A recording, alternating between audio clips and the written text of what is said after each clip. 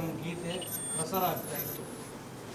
ಆ ಗೀತೆ ಪ್ರಸಾರ ಆಗುವಂಥ ಸಂದರ್ಭದಲ್ಲಿ ಕಾಂಗ್ರೆಸ್ನ ಶ್ರೀಮತಿ ಸೋನಿಯಾ ಗಾಂಧಿ ಅವರು ಒಂದೇ ಮಾತರಂ ಗೀತೆಗೆ ಅಪಮಾನ ಮಾಡಿದ್ದಾರೆ.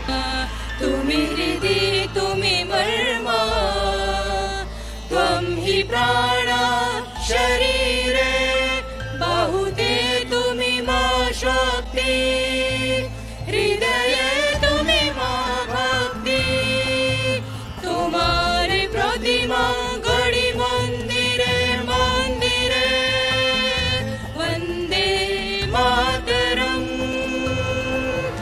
ತ್ವಂ ಹಿ ದುರ್ಗಾ ದಶ ಪ್ರಹರಣ ಧಾರಿಣಿ. ತೀವ್ರವಾಗಿರ್ತಕ್ಕಂತಹ ಇಡೀ ರಾಷ್ಟ್ರದ 120-130 ಕೋಟಿ ಜನರಿಗೆ ಇದು ಮಾಡಿರ್ತಕ್ಕಂಥ ಅಪಮಾನ. ಇದು ಮಾತ್ರ ಅಲ್ಲ, ಇಡೀ ರಾಷ್ಟ್ರದಲ್ಲಿ ಯಾವುದೇ ರೀತಿಯ ಅಪಮಾನ ಮಾಡುವಂಥದ್ದು ಅಪರಾಧ ಆಗ್ತದೆ. ಈ ನೆಲೆಯಲ್ಲಿ ಶ್ರೀಮತಿ ಸೋನಿಯಾ ಗಾಂಧಿ ಅವರ ಮೇಲೆ ಕಾನೂನಾತ್ಮಕ ಕ್ರಮವನ್ನು ಕೈಗೊಳ್ಳಬೇಕು. ಭಾರತೀಯ ನ್ಯಾಯ ಸಂಹಿತೆಯ ಆಧಾರದ ಅಡಿಯಲ್ಲಿ ಸೆಕ್ಷನ್ಗಳನ್ನು ಹಾಕಬೇಕು ಅಂತ ಹೇಳಿ ನಾವು ಇವತ್ತು ಉರ್ವ ಪೊಲೀಸ್ ಠಾಣಾಧಿಕಾರಿಗಳಿಗೆ ನಾವು ದೂರನ್ನು ಕೊಟ್ಟಿದ್ದೇವೆ.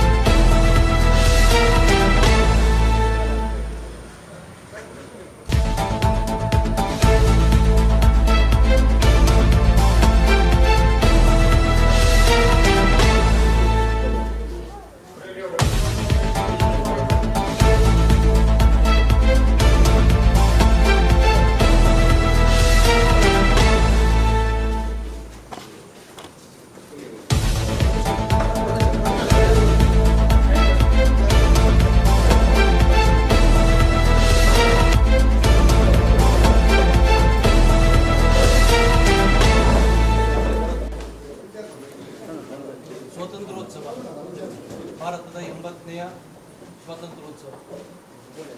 ಈ ಸ್ವಾತಂತ್ರ್ಯೋತ್ಸವದ ಸಂದರ್ಭದಲ್ಲಿ ರಾಷ್ಟ್ರ ಧ್ವಜಕ್ಕೆ, ರಾಷ್ಟ್ರಗಾನಕ್ಕೆ, ರಾಷ್ಟ್ರಗೀತೆಗೆ, ರಾಷ್ಟ್ರೀಯ ಚಿಹ್ನೆಗಳಿಗೆ ಎಲ್ಲದಕ್ಕೂ ಗೌರವ ಕೊಡುವಂತಹ ಒಂದು ಮಾದರಿಯಾಗುವಂತಹ ಕಾರ್ಯಕ್ರಮಗಳನ್ನು ಎಲ್ಲರೂ ಮಾಡಬೇಕು. ಒಂದೇ ಮಾತರಂ ಗೀತೆ ಪ್ರಸಾರ ಆಗ್ತಾ ಇತ್ತು. ಆ ಗೀತೆ ಪ್ರಸಾರ ಆಗುವಂತಹ ಸಂದರ್ಭದಲ್ಲಿ ಕಾಂಗ್ರೆಸ್ನ ಶ್ರೀಮತಿ ಸೋನಿಯಾ ಗಾಂಧಿ ಅವರು ಒಂದೇ ಮಾತರಂ ಗೀತೆಗೆ ಅಪಮಾನ ಮಾಡಿದ್ದಾರೆ. ತೀವ್ರವಾಗಿರ್ತಕ್ಕಂತಹ ಇಡೀ ರಾಷ್ಟ್ರದ 120-130 ಕೋಟಿ ಜನರಿಗೆ ಇದು ಮಾಡಿರ್ತಕ್ಕಂಥ ಅಪಮಾನ.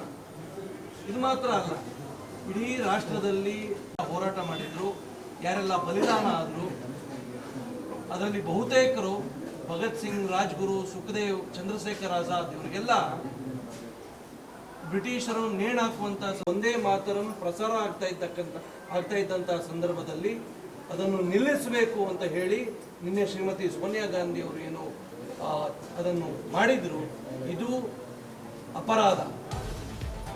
ಈ ಅಪರಾಧ ಇದನ್ನು ತಾವು ತನಿಖೆ ಸರಿ ಮಾಡಿ ಕೊಡ್ತಾರೆ.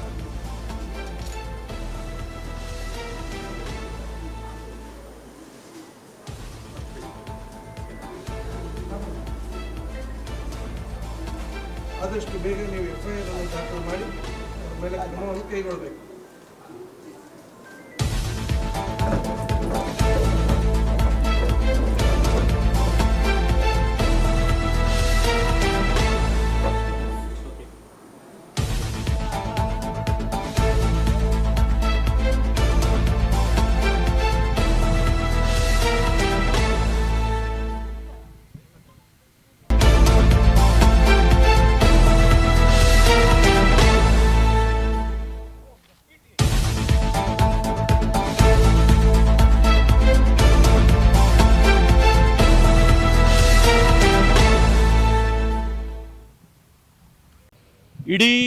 ಇಡೀ ಭಾರತ ದೇಶ ನಿನ್ನೆ 80ನೇ ವರ್ಷದ ಸ್ವಾತಂತ್ರ್ಯೋತ್ಸವದ ವಿಜೃಂಭಣೆಯಲ್ಲಿದ್ದಂಥ ಸಂದರ್ಭದಲ್ಲಿ ಕಾಂಗ್ರೆಸ್ ಪಕ್ಷ ಇಡೀ ದೇಶದ 140 ಕೋಟಿ ಜನರಿಗೆ ಅಪಮಾನವನ್ನು ಮಾಡಿದೆ.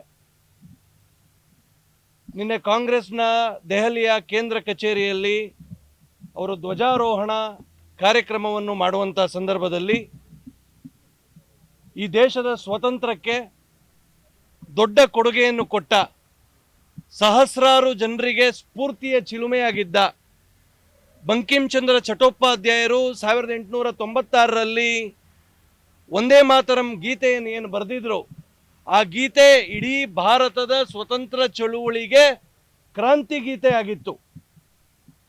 ಈ ಒಂದೇ ಮಾತರಂ ಗೀತೆ ಭಾರತದ ರಾಷ್ಟ್ರೀಯ ಗಾನ. ಈ ರಾಷ್ಟ್ರಗಾನ ಪ್ರಸ್ತುತಿ ಆಗ್ತಾ ಇದ್ದಂಥ ಸಂದರ್ಭದಲ್ಲಿ ಅದನ್ನು ಪೂರ್ಣ ಪ್ರಮಾಣದಲ್ಲಿ ಪ್ರಸ್ತುತಿಪಡಿಸಬಾರದು ಅಂತ ಹೇಳಿ, ಅರ್ಧಕ್ಕೆ ನಿಲ್ಲಿಸಬೇಕು ಅಂತ ಹೇಳಿ ಕಾಂಗ್ರೆಸ್ನ ಅಧಿನಾಯಕಿ ಆಗಿರ್ತಕ್ಕಂಥ ಶ್ರೀಮತಿ ಸೋನಿಯಾ ಗಾಂಧಿ ಅವರು ಅದನ್ನು ನಿಲ್ಲಿಸಬೇಕು ಅನ್ನುವಂಥ ಸೂಚನೆ ಕೊಟ್ಟಿರ್ತಕ್ಕಂಥದ್ದು ನಿನ್ನೆ ಇಡೀ ದೇಶದ ಜನತೆ ನೋಡಿದೆ. ಇದು ಅಪರಾಧ.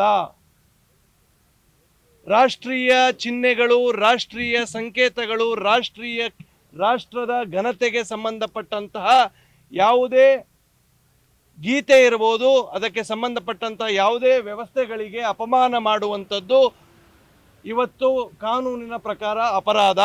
ಒಂದೇ ಮಾತರಮ್ಗೆ ಇವತ್ತು ನಮ್ಮ ರಾಷ್ಟ್ರಗೀತೆ ಆಗಿರ್ತಕ್ಕಂಥ ಜನಗಣ ಮನದ ಮಾನದಂಡಗಳು, ಸ್ಥಾನಮಾನಗಳು, ಗೌರವ ಆಧಾರಗಳು ಅದರಷ್ಟೇ ಇದೆ. ಅದಕ್ಕೆ ಯಾವುದೇ ರೀತಿಯ ಅಪಮಾನ ಮಾಡುವಂಥದ್ದು ಅಪರಾಧ ಆಗ್ತದೆ. ಈ ನೆಲೆಯಲ್ಲಿ ಶ್ರೀಮತಿ ಸೋನಿಯಾ ಗಾಂಧಿ ಅವರ ಮೇಲೆ ಕಾನೂನಾತ್ಮಕ ಕ್ರಮವನ್ನು ಕೈಗೊಳ್ಳಬೇಕು. ಭಾರತೀಯ ನ್ಯಾಯ ಸಂಹಿತೆಯ ಆಧಾರದ ಅಡಿಯಲ್ಲಿ ಸೆಕ್ಷನ್ಗಳನ್ನು ಹಾಕಬೇಕು ಅಂತ ಹೇಳಿ ನಾವು ಇವತ್ತು ಉರ್ವ ಪೊಲೀಸ್ ಠಾಣಾಧಿಕಾರಿಗಳಿಗೆ ನಾವು ದೂರನ್ನು ಕೊಟ್ಟಿದ್ದೇವೆ. ನಮಗೆ ಕಾನೂನಿನ ಮೇಲೆ ಪೂರ್ಣ ನಂಬಿಕೆ ಇದೆ. ಬಾಬಾ ಸಾಹೇಬ್ ಅಂಬೇಡ್ಕರ್ ಅವರ ಸಂವಿಧಾನದ ಆಶಯಗಳನ್ನು ಉಳಿಸ್ತಾರೆ ಅನ್ನುವಂಥ ವಿಶ್ವಾಸ ಇದೆ. ಅವರು ಒಂದು ವೇಳೆ ಸೋನಿಯಾ ಗಾಂಧಿ ಅವರ ಮೇಲೆ FIR ಅನ್ನು ಮಾಡದೇ ಇದ್ದರೆ ಈ ರಾಜ್ಯದಲ್ಲಿ ಒಂದು ರಾಷ್ಟ್ರ ವಿರೋಧಿ ಸರ್ಕಾರ ಇದೆ ಅಂತ ನನಗೆ ಭಾವಿಸ್ತದೆ.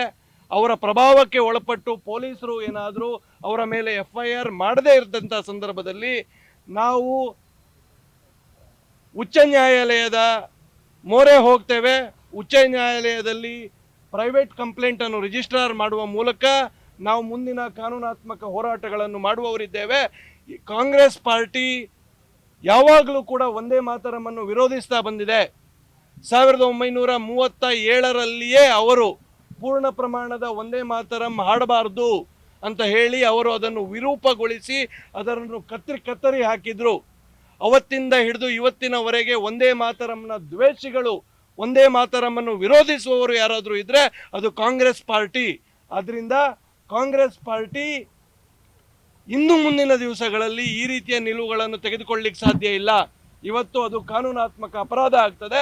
ಆದ ಕಾರಣ ನಾವು ಪೊಲೀಸರನ್ನು ವಿನಂತಿ ಮಾಡಿದ್ದೇವೆ. ಅವರ ಮೇಲೆ ವಿಶ್ವಾಸ ಇದೆ. ಬಾಬಾ ಸಾಹೇಬ್ ಅಂಬೇಡ್ಕರ್ ಅವರ ಸಂವಿಧಾನದ ಮೇಲೆ ವಿಶ್ವಾಸ ಇದೆ. ನಾವು ಕಾನೂನು ಹೋರಾಟವನ್ನು ಬರುವ ದಿವಸಗಳಲ್ಲಿ ಮಾಡ್ತೇವೆ. ನಮಸ್ಕಾರ. ನಿಖರ ಸುದ್ದಿ, ಸದಭಿರುಚಿಯ ಕಾರ್ಯಕ್ರಮ. ನೀವು ನೋಡ್ತಾ ಇದ್ದೀರಾ ಕಹಳೆ ನ್ಯೂಸ್, ಸಮಾಜದ ಜಾಗೃತಿಗಾಗಿ ವಸ್ತುನಿಷ್ಠ ವರದಿ.